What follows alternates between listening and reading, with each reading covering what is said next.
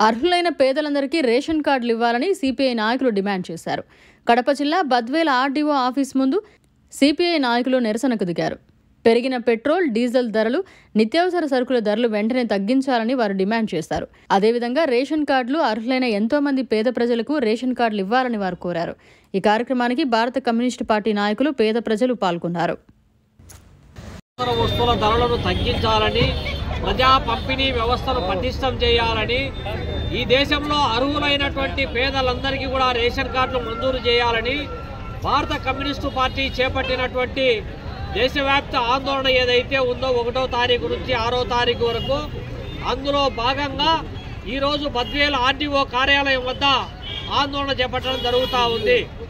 ఇవాళ నరేంద్ర మోడీ 10 సంవత్సరాల క్రితం అధికారంలోకి రాకముందు ఏదైతే చెప్పారో, నిత్యావసర వస్తువుల ధరలను కంట్రోల్ చేయడానికి, ప్రజా పంపిణీ వ్యవస్థను పటిష్టం చేయడానికి కావలసినటువంటి చర్యలు తీసుకుంటారు, దానికి ధరల స్థిరీకరణ నిధిని ఏర్పాటు చేస్తారు, బ్లాక్ మార్కెట్ వ్యవస్థను సమూలంగా నిర్మూలిస్తారని చెప్పి గొప్ప గొప్ప మాటలు చెప్పారు. కానీ ఇవాళ 10 సంవత్సరాల మోడీ పాలనలో గ్యాస్ ధర 400 ఉన్నటువంటిది ఇవాళ 850 రూపాయలకు చేరింది. పెట్రోల్ ధర ఇవాళ 70 రూపాయలు ఉన్నటువంటిది 110 రూపాయలకు చేరుకుంది. 50 రూపాయలు ఉన్నటువంటి డీజిల్ ధర ఇవాళ 98 రూపాయలకు చేరుకుంది.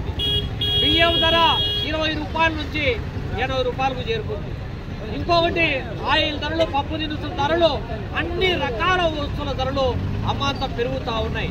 దీని ప్రభావం రవాణా ఛార్జీల పైన తీవ్రమైనటువంటి ప్రభావం చూపుతూ ఉంది. ఇంకోవైపు ఆహార భద్రతా చట్టాన్ని అమలు చేస్తామని చెప్పి ఒకవైపు చెబుతూనే, ఇంకోవైపు దేశంలో పేదరికంలో లేకపోతే ఆహార సూచీలో 128వ స్థానంలోకి పడిపోయింది ప్రపంచంలోనే. అంటే ఈ దేశంలో కటిక పేదరికాన్ని అనుభవించేటటువంటి పేద కుటుంబాలు పెరుగుతూ ఉన్నాయి తప్ప తగ్గేటటువంటి పరిస్థితి ఇవాళ లేదు. ఇంకోవైపు దేశంలో రేషన్ కార్డుల కోసము దరఖాస్తు చేసుకున్నటువంటి వాళ్ళు దాదాపు 15 కోట్ల మంది దేశంలో ఉంటే, మన రాష్ట్రంలో కూడా లక్షల మంది ఇవాళ దరఖాస్తు చేసుకుంటూ ఉన్నారు. కానీ జనగణన జరగకుండా కార్డులు పంపిణీ చేయడం కాదనేటువంటి ఒక కుంటి సాకులతోటి కార్డులు మంజూరు చేయకుండా కాలయాపన చేయడం వల్ల పేద కుటుంబాలు తీవ్రమైనటువంటి ఇబ్బందులు పడతా ఉన్నారు. ఎప్పుడో 10 సంవత్సరాల క్రితం ఇచ్చినటువంటి రేషన్ కార్డులు తప్ప ఇప్పటికి పెళ్లిళ్ళు అయ్యాయి, కుటుంబాలు ఏర్పడినాయి, వాళ్ళు సపరేట్ జీవనం సాగిస్తూ ఉన్నారు. పిల్లలు పెద్దోళ్ళు అయినారు, పెళ్లిళ్ళు అయినారు, వాళ్ళు సపరేట్ అయిపోయినటువంటి వాళ్లకు కార్డులు మంజూరు చేయాల్సినటువంటి అవసరం ఉంది. ఈ వ్యవస్థను సుప్రీంకోర్టు కూడా మ్యాండేట్ జారీ చేసింది. ఎవరైతే అర్హులు ఉన్నారో వాళ్ళందరికీ కూడా రేషన్ కార్డులు మంజూరు చేయాలని చెప్పి చెబుతా ఉన్నప్పటికీ కూడా ఈ విధమైనటువంటి చర్యలు తీసుకునే పరిస్థితి వాళ్ళ కేంద్ర రాష్ట్ర ప్రభుత్వాలు అవలంబించడం లేదు. ఇంకోవైపు ఏమో రైతులు పండించినటువంటి రైతులకు గిట్టుబాటు ధర లేక అవస్థ పడతా ఉన్నారు. మాకు పెట్టుబడికి వచ్చే ఆదాయానికి పొంతం లేక ప్రతి ఏటా భారం పెరిగిపోయి అప్పుల ఊబిలో కూరుకుపోయి ఆత్మహత్యలు చేసుకోవాల్సినటువంటి పరిస్థితి నెలకొంటా ఉందని చెప్పి రైతాంగం ఒక పోరాటం చేస్తూ ఉన్నారు.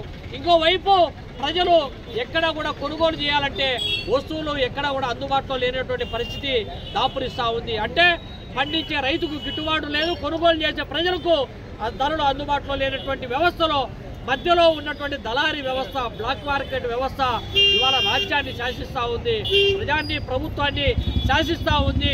దాన్ని కట్టడి చేయాల్సినటువంటి మోడీ సర్కార్ వాళ్ళ వంత పడతా ఉన్నాడు, వాళ్ళ కొమ్ము కాస్తా ఉన్నారు. వాళ్ళు వేసే ఎంగిలి మెతుకులకు కక్కుర్తిపడి ఇవాళ దేశంలో ఉన్నటువంటి వ్యవసాయ రంగాన్ని పూర్తిగా కార్పొరేట్ కంపెనీలకు కట్టబెట్టడానికి, పార్టీ కంపెనీలకు కట్టబెట్టడానికి ప్రయత్నం చేస్తూ ఉన్నాడు. ఈ విధానాలకు వ్యతిరేకంగా ఈ ఉద్యమం జరగబోతా ఉంది. ప్రభుత్వం దిగి రాకపోతే రేపు పొద్దున 6వ తారీఖున జరిగే జిల్లా కలెక్టర్ కార్యాలయం వద్ద జరిగేటువంటి ఆందోళన కార్యక్రమం ద్వారా పెద్ద ఎత్తున ప్రజలు పాల్గొని జయప్రదం చేయాలని చెప్పి ఈ సందర్భంగా విజ్ఞప్తి చేస్తా ఉన్నాం. మరిన్ని అప్డేట్స్ కోసం మన HN9 టీవీ ఛానల్ ని సబ్స్క్రైబ్ చేసుకోండి.